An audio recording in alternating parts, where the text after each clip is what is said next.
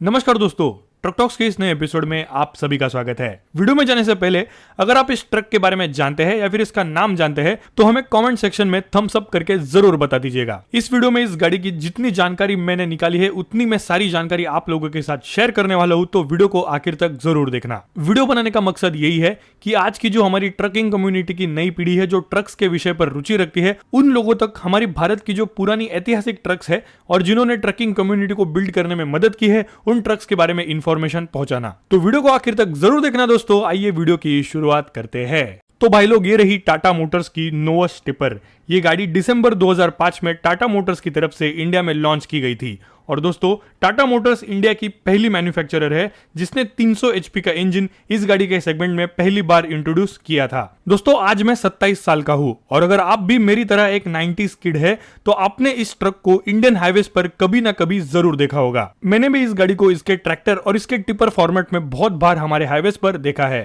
टाटा नोवस का प्रोडक्शन 2005 में शुरू किया गया था और 2011 में इसे डिसकंटिन्यू किया गया था। ये गाड़ी टाटा मोटर्स के जमशेदपुर स्थित हाईटेक मैन्युफैक्चरिंग फैसिलिटी में मैन्युफैक्चर की जाती थी। भारत की माइनिंग इंडस्ट्री, उसी के साथ साथ कंस्ट्रक्शन और इंफ्रास्ट्रक्चर प्रोजेक्ट्स दिन ब दिन बढ़ रहे थे। उन्हीं चीजों को ध्यान में रखकर टाटा मोटर्स ने हाई पावर टिपर सीरीज यानी कि नोवस को इंडिया में लॉन्च कर दिया था। 300 एचपी के ताकतवर इंजन के साथ इन सभी एप्लीकेशंस को ये गाड़ी बढ़िया तरीके से हैंडल करने के काबिल बनाई गई थी। काफी सारे कंफर्टेबल फीचर्स के साथ इसका कैबिन एक यूरोपियन ट्रक जैसा बनाया गया था, जिसमें power steering, adjustable seats, adjustable steering wheel, उसी के साथ साथ comfortable interiors, dashboard, music system, air conditioning इत्यादि कई सारे फीचर्स इस गाड़ी में दिए गए थे। लेकिन दोस्तों, एक बात जानकर आप चौंक जाओगे कि ये गाड़ी अकेली टाटा मोटर्स की गाड़ी नहीं थी। ये बात जानने के लिए आइए जानते हैं टाटा नोवस के इतिहास के बारे में। कहानी शुरू हुई थी 2002 में, जब डाइवू कमर्शियल व्हीकल्स को ये कंपनी फॉर्म हुई थी। और दोस्तों, इस कंपनी की पेरेंट कंपनी थी डाइवू मोटर को। अगर आपको पता होगा कि डाइवू जो कंपनी है वो इंडिया में मेटिज नाम की गाड़ी बेचा करती थी, जिसकी तस्वीर आप देख सकते हैं। सन 2004 में टाटा मोटर्स ने डाइवू कमर्शियल व्हीकल्स को एक्वायर कर लिया था, जिसके बाद इस कंपनी का नया नाम हो चुका था TDCV यानी कि टाटा डाइवू कमर्शियल व्हीकल्स। 2004 में हुए इस गठबंधन के बाद दोनों कंपनियों ने मिलकर नोवस ट्रक पर काम करना चालू कर दिया और दिसंबर 2005 में टाटा मोटर्स ने नोवस को इंडिया में लॉन्च कर दिया। इनिशियली टाटा मोटर्स ने नोवस का जो टिपर वेरिएंट है क्यूमिंस के 300 एचपी के इंजन के साथ इंडिया में लॉन्च कर दिया था। और नोवस टिपर के सक्सेस के बाद टाटा मोटर्स ने नोवस LPS 4930 जो कि एक 6x4 एक्सल कॉन्फ़िगरेशन वाला 10 चक्कों का एक ट्रैक्टर था, उसे लॉन्च कर दिया था। दोस्तों, डाइवू एक साउथ कोरियन मैन्युफैक्चरिंग कंपनी है और इस गाड़ी के डिजाइनिंग को देखकर आपको यह चीज पता चल ही गई होगी। नोवस के सक्सेस के बाद 2009 में टाटा मोटर्स ने वर्ल्ड क्लास प्रीमियम ट्रक, जो कि एक ग्लोबल ट्रक थी यानी कि अपनी जान से भी प्यारी टाटा मोटर्स की प्राइमा को लॉन्च किया था। और दोस्तों, टाटा प्राइमा के सक्सेस को तो आप मेरे से भी ज्यादा अच्छी तरीके से जानते हैं। आज के BS6 नॉर्म्स को कंप्लाई करते हुए भी ये गाड़ी भारत की सड़कों पर दौड़ रही है। उसी के साथ साथ कई सारे इंटरनेशनल देशों में भी ये गाड़ी अपना नाम रोशन कर रही है। टाटा प्राइमा को डाइवू मैक्सिस के नाम से भी जाना जाता है। अगर आप टाटा प्राइमा और डाइवू मैक्सिस के बारे में ऐसी एक हिस्टोरिकल वीडियो जानना चाहते हैं तो हमें कॉमेंट सेक्शन में जरूर बताएं, मैं वो वीडियो बनाना बहुत ज्यादा पसंद करूंगा। So coming back to our Tata Novus, मई 2015 में मलेशिया में टाटा डाइवू कोरिया और बाडान BAS मलेशिया, इन्होंने एक टेक्निकल असिस्टेंट एग्रीमेंट साइन किया और 2017 से टाटा डाइवू ये जो ब्रांड है ये अपने ट्रक्स डाइवू ब्रांड के अंदर साउथ कोरिया में बेचने लगा। तो दोस्तों, भारत में जो है टाटा नोवस कब की बंद हो चुकी है, लेकिन साउथ कोरिया में और कई अन्य देशों में टाटा नोवस अभी भी बन रही है। उसी के साथ साथ 2019 में टाटा प्राइमा का एक कंप्लीटली फेसलिफ्ट वेरिएंट जो है डाइवू ब्रांड के अंदर डाइवू मैक्सिस के नाम से साउथ कोरिया में लॉन्च कर दिया था। उसी के साथ साथ 2020 में द सेन ये एक नई रेंज साउथ कोरिया में लॉन्च कर दी गई थी। ये जो रेंज है अगर आप नजदीकी से देखें तो यह अपनी टाटा मोटर्स की अल्ट्रा रेंज पर आधारित है। इसके कैबिन को देखकर आप आसानी से अनुमान लगा सकते हैं। अगर आपको इस गाड़ी के बारे में भी जानना है और खासकर ये जानना है कि अपनी देश की टाटा अल्ट्रा और विदेश की द सेन, इन गाड़ियों में कितना डिफरेंस है, तो मुझे नीचे कमेंट सेक्शन में जरूर बताइएगा। मैं वो वीडियो भी बनाना जरूर पसंद करूंगा। दोस्तों आपको ये बात तो पता ही होगी कि दुनिया के हर देश में एमिशन नॉर्म्स अलग अलग है, तो वैसे ही टाटा नोवस का जो इंडियन वर्जन था उसमें इंजन अलग आता था। उसी के साथ साथ जो नोवस इंटरनेशनल मार्केट में बेची जाती थी उसमें इंजन अलग अलग आते थे। आइए उसके बारे में भी जान लेते हैं। दोस्तों अपने भारत में टाटा नोवस जो है 3 वेरिएंट्स में आती थी। पहली थी 6x4 टिपर जो कि एक 10 पहियों वाला टिपर था। उसी के साथ साथ इसके टिपर वर्जन को सीबीसी बनाकर आरएमसी यानी कि सीमेंट कंक्रीट मिक्सर के एप्लीकेशंस के लिए भी इस्तेमाल करते थे।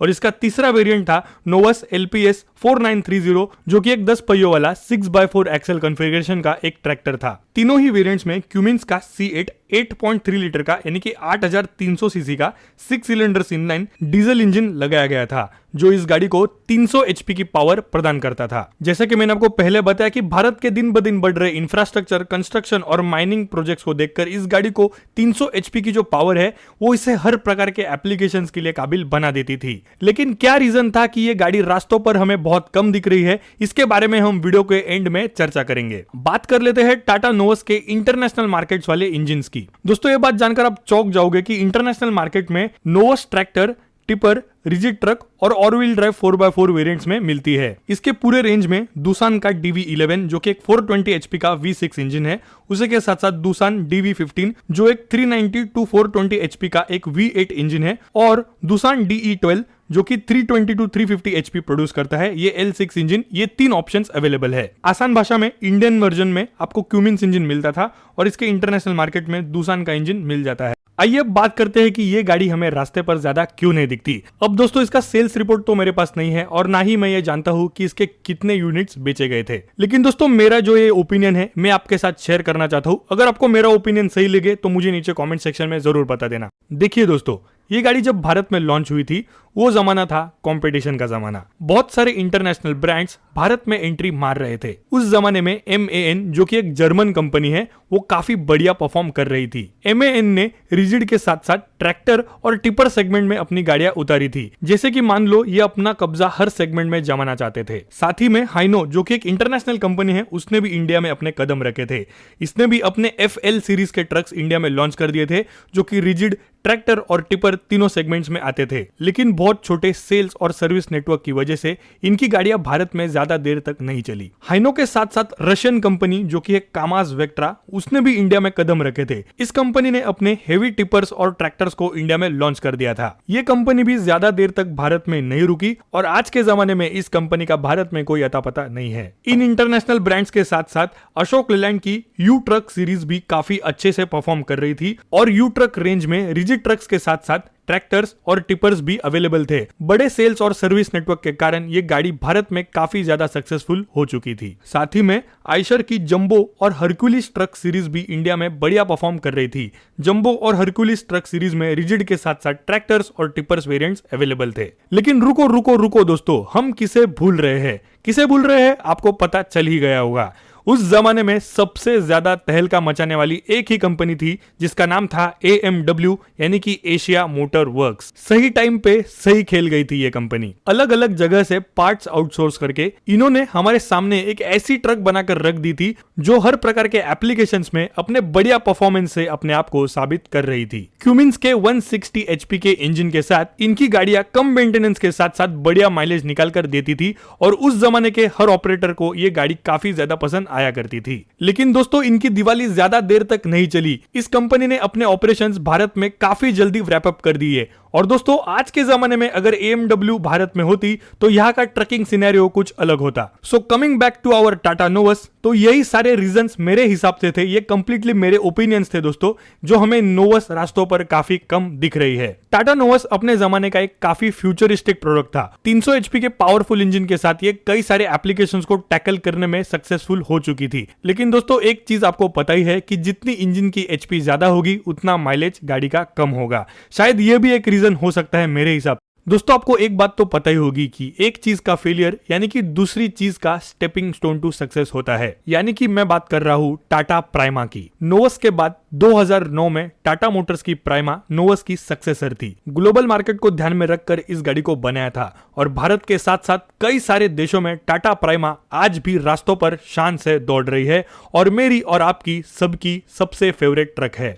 तो दोस्तों ये थी अपनी टाटा नोवस। कैसी लगी आपको गाड़ी मुझे नीचे कमेंट सेक्शन में जरूर बताना।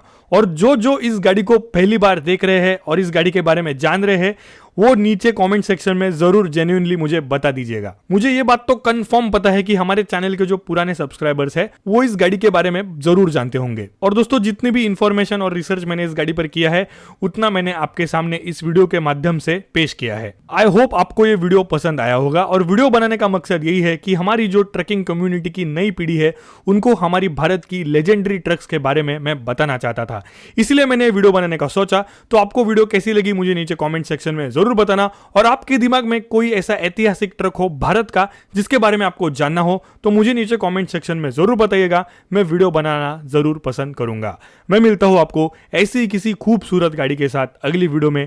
तब तक के लिए देखते रहिए AAA diecast and vlogs, truck talks, spreading all the love about trucks. जय हिंद।